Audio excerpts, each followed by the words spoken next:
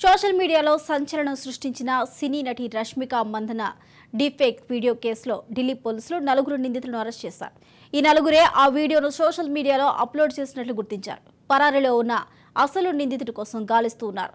Artificial intelligence సాయంతో ప్రముఖుల deepfake వీడియోలు సృష్టిస్తూ జనాలపైకి వదులుతున్న ఘటనలు ఇటీవల కాలంలో బాగా ఎక్కువయ్యాయి. కేంద్రం కూడా ఈ ఘటనను తీవ్రంగా పరిగణించింది. Didn't want to miss this all here. Hi.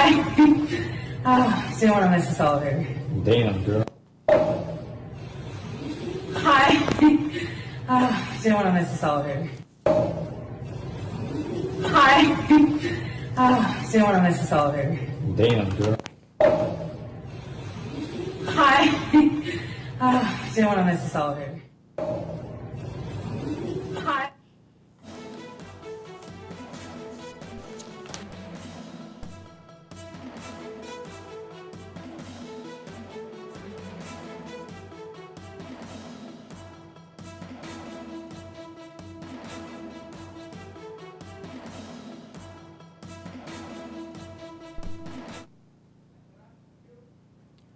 Breaking news చూస్తున్న సోషల్ మీడియాలో సంచలనం సృష్టించిన సినీ నటి రష్మిక మందన డీఫేక్ వీడియో కేసులో ఢిల్లీ పోలీసులు 4 నిందితులను అరెస్ట్ చేశారు.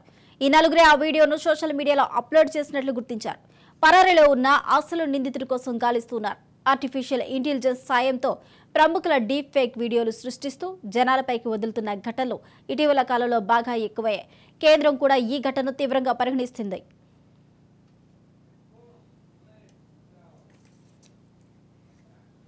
ఇదే అంశానికి సంబంధించిన పూర్తి అప్డేట్స్ ను మా క్రైమ్ బ్యూరో చీఫ్ ఇన్నారెడ్డి అందిస్తారు. ఇన్నారెడ్డి,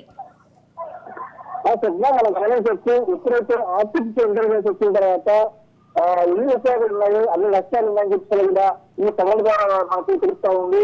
అయితే ఆ డీఫేక్ ద్వారా అంటే వేరే వాళ్ళ వీడియోలు కొట్టుని ఇంజూర్ చేసి సేమ్ అంటే ఇది మాత్రం మంచి గుర్తుపెట్టలేనట్టుగా ఈ డీఫేక్ ద్వారా వాళ్ళ వీడియోలు తయారు చేసి వాళ్ళను రాష్ట్రం చేసిన 8 సంవత్సరాలు అనుసరించారు.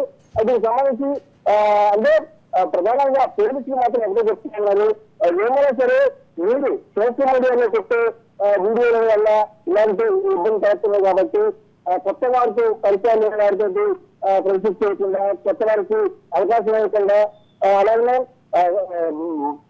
ఏదైనా సరే సోషల్ మీడియాలో పెట్టే పట్ల వీడియోల పట్ల అప్రమత్తంగా ఉండాలని చెప్పి కూడా ఎప్పటికెప్పుడు జారీ చేస్తా ఉన్నారు.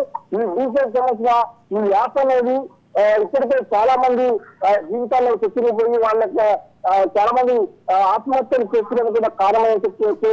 ఖచ్చితంగా ఇలాంటి ఈ విషయాల పట్ల అంటే ఈ ఏదైతే వెబ్సైట్లు ఉన్నాయో మార్కెటింగ్ వెబ్సైట్లు కాబట్టి డీఫేక్ వెబ్సైట్లు ఉన్నాయి, దీనికి ఖచ్చితంగా కేంద్ర ప్రభుత్వం బ్యాన్ చేయాల్సిన అవసరం ఉంది. ఇలాంటి వాటి పట్ల చాలా మంది క్రిమినల్స్